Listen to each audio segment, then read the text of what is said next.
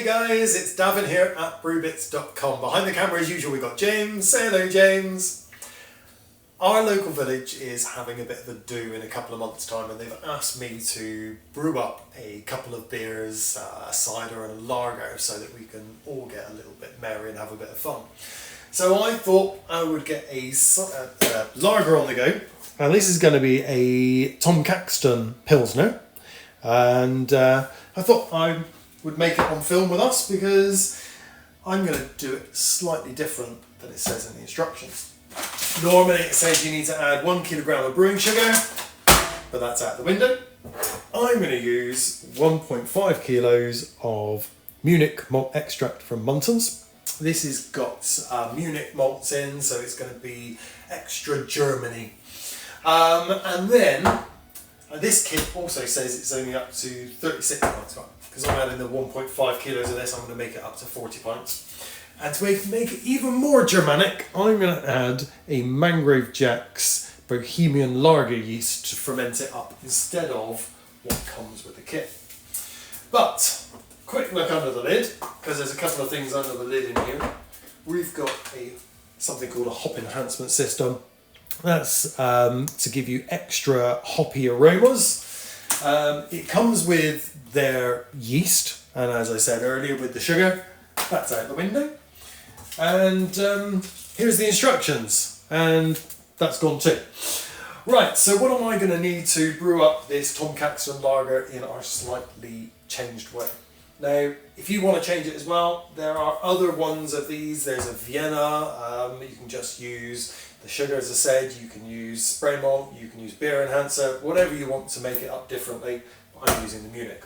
Okay, I'm also going to need though a bucket to brew it in, some bottles to put it in once it's all finished, something to clean and steriliser everything. Because I'm going off recipe, I suppose, I'm needing to use a hydrometer and trial jar so that I can make sure the fermentation's done.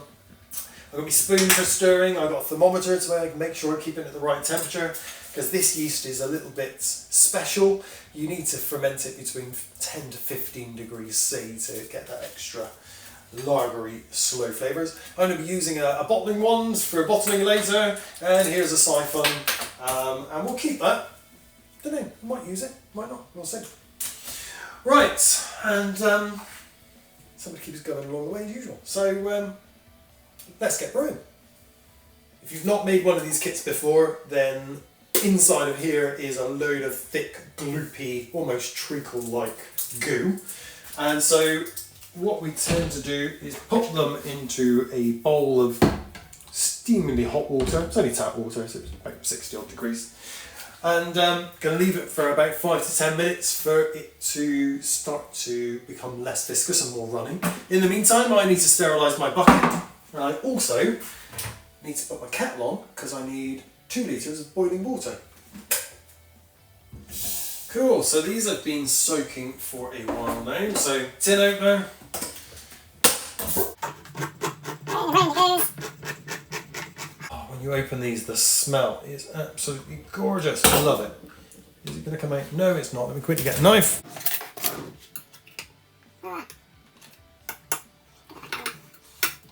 And then, oh, this label's gone all funny. I should have probably taken this label off, but hey ho. And into the fermenter it goes. Lovely. And we're going to do the same with the. Oh, that's what wanted to happen. Same with that one. And you can see this white liquid on the bottom. That's just stuff, the glue, I suppose, that was holding the paper on. Lift up as well.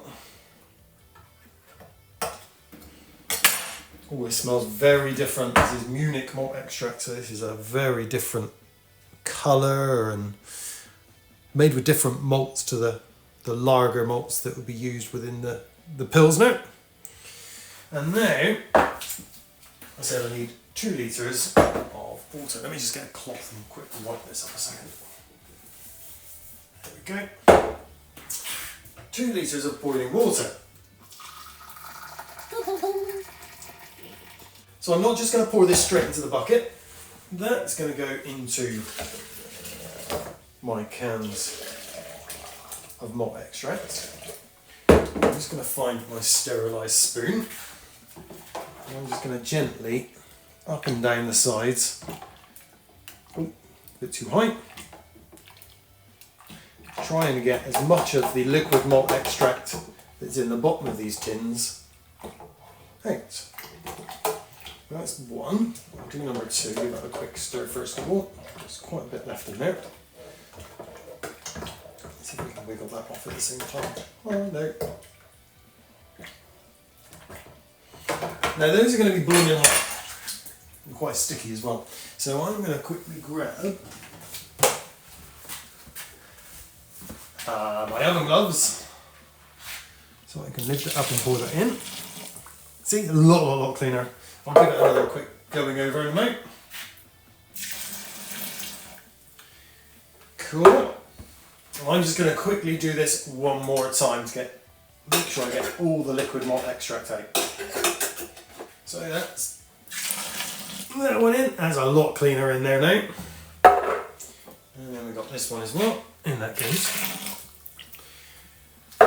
Okay, now the lid did eventually come off, but feel free, you're going to get sticky stuff over your hands. There's nothing wrong with having a taste. This is concentrated wort, so it's lovely and sweet, and then have a taste of the Munich as well. Again, lovely and sweet. The Munich is so much more richer, darker, more full body to it. But down in here is where I've got the mix of the two. It takes a little while now to mix them together. I've got a little bit more water to pour in, so that will just go straight in like that. And just work at them now until both are combined with the water. This is cold tap water, and in it goes because we need to bring this now up to 5 gallons, 23 litres. I've topped it up to the 5 gallon mark, 23 litres, and you can see on the top it's a little bit frothy. So I've let the froth die down from when I put it all in, and I've given it a really good stir already to mix all the water in with all the liquid malt extract in the bottom. And look at that dark colour, it looks lovely. So over here, James, I've taken a sample in my hydrometer and it's coming out at 1.046. So if that ferments like it normally would do, down to about 1.010, we're going to be looking at about 4 3/4, almost 5%. That's pretty good for me. So I've got my Bohemian Lager yeast. I thought I got my scissors out. I've hit them away somewhere. Off the top goes. I'm going to give this a good sprinkle in over the top. Now this is a lager yeast. So it's actually a German lager yeast designed for beers like Pilsners and things like that. And this is a bottom fermenting yeast, so that's actually all the yeast are going to drop to the bottom. And this is where a lager kind of comes from. It's kind of got this natural effervescence because as the yeast munch away all the sugars down at the bottom, they let off carbon dioxide, and a lot of that carbon dioxide naturally dissolves into the beer as it's rising up through. So I'm just going to hydrate this by knocking it down through the foam and getting it all the way down through. Now one thing I didn't say is I did check the temperature of the wort before I pitched the yeast, and it was coming out at 15 degrees C because I've got particularly cold tap water. Doesn't have to be exactly between 10 and 15, you can take it up to about 18, so keep it down on the floor somewhere nice and cool, and it will pitch and it will start to work quite nicely. So over here is my sterilised lid. That's going to go on now. This is going to go into my cool place. I've got a cool place in my corner of my garage, and it normally sits in there at about 15-ish degrees. So that's going to be perfect for the Bohemian yeast. And hopefully in about 2 weeks, this is going to finish fermenting. So we'll take another hydrometer in a couple of weeks to see how it's going. The reason why it's a couple of weeks, because the lower the temperature, usually the longer the lager yeast or the yeast take to work. So 2 weeks in a nice cool place, about 10 to 15 degrees, and hopefully it should ferment out nicely. The Tom Caxton Pilsner with the Munich Malt's now been sat in my garage for about the past 2 weeks, and it's been a good temperature of about 14 degrees C, so been just about smack bang within the perfect range. Come on in, James, and have a look at this, because we can see where it's all bubbled up. It's all kind of settled itself back down now. And what I've also done over here is I've already taken a sample in my trial jar and taken an SG reading. It's coming out at 1.016. A little bit high, but I think that's because I used the full can of the Munich Malt Extract, and the kit of course says to go to 36 pints. We went to 40. Anyway, so now it's all settled down. It's time to basically start to bottle it. So down here I've got my sterilised bucket. I've got my good old trusty siphon, and what I'm going to do is the usual: pop it in, give a good suck, and get the flow going. Now, back to me a second, James, because I know I always get comments down below of how I'm always using the simple siphon. That's fine, and giving a suck on the end, that's fine. If you don't want to do that, then you can get the auto siphon, where you can basically pop it in, pop the tube in there, give a couple of pumps up here, and it starts to flow as well. It's up to you, whichever you prefer to use. I prefer to use the simple siphon. I've poured a bit of the sample from the trial jar back into a glass, and you can see it's quite a rich golden colour. Okay, a bit darker than what you would expect from a Pilsner, but that's probably because we've added the Munich malt, so we've made it a bit richer. You can smell it's really malty. I'm just keeping an eye on the siphon there.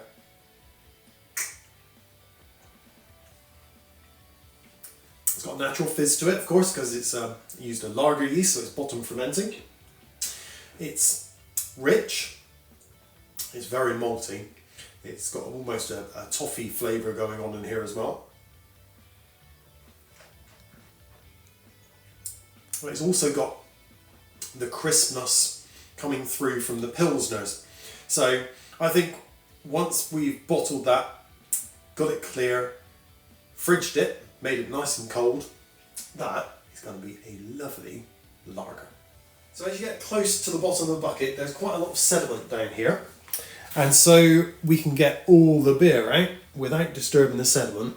We're just going to gently tilt the bucket ever so slightly, and that'll allow us to get the beer, or the lager off in this case, without any of that yeasty gunk at the bottom. I think that is about it.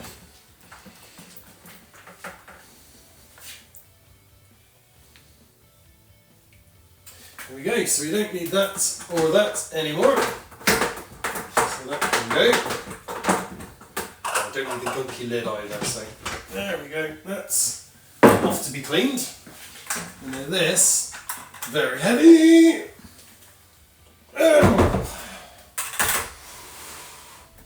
Right, so I'm just going to put the lid on there temporarily, just to make sure I don't accidentally drop anything into it. So over here, I have got myself 125 grams of sugar. Now, if I just pour that straight into here, it's going to be like adding Mentos to Coca-Cola. It's just going to erupt. And that's because there's loads and loads of carbon dioxide dissolved in the lager already. So we're going to need to dissolve this sugar in a small amount of boiling water. So I'm going to need to put my kettle on. So into my jug, I'm going to pour my sugar. I've got 125 grams there. And I'm just going to pour on a little bit of boiling water, not a lot. Give it a little stir. And if I need any more, then I can always add some more. I don't want to add too much. And the sugar is going to cool that boiling water down really, really quick. And just keep stirring now until it all dissolves. So it's all dissolved. It's gone nice and clear. So all I'm going to do now is just pour this in. The temperature of that sugar water has dropped right off. There we go. And now we can give it a good stir and get it all mixed in. Nice and gentle. So we're going to try and keep as much of that carbon dioxide in there as possible. It's going to make it extra fizzy in the bottles. I've got my bottling wand, which is going to go on the end of my tap. And whilst I was siphoning away earlier, James has been really, really helpful, and he's sterilised all the bottles for me. So I've got all my rinsed out bottles. So bottling one is primed, and all we're going to do is just press it up and fill it up from the bottom. We do have these as well, so you can use them on the end of a siphon if you wish to, but I find popping on with a bucket is just as easy. And then just as soon as you get to the top, we lower it down. Oh, we've got a bit of foam on this one, let's get rid of the foam. And then, as quickly as you can, pop your lid on. So that's number one.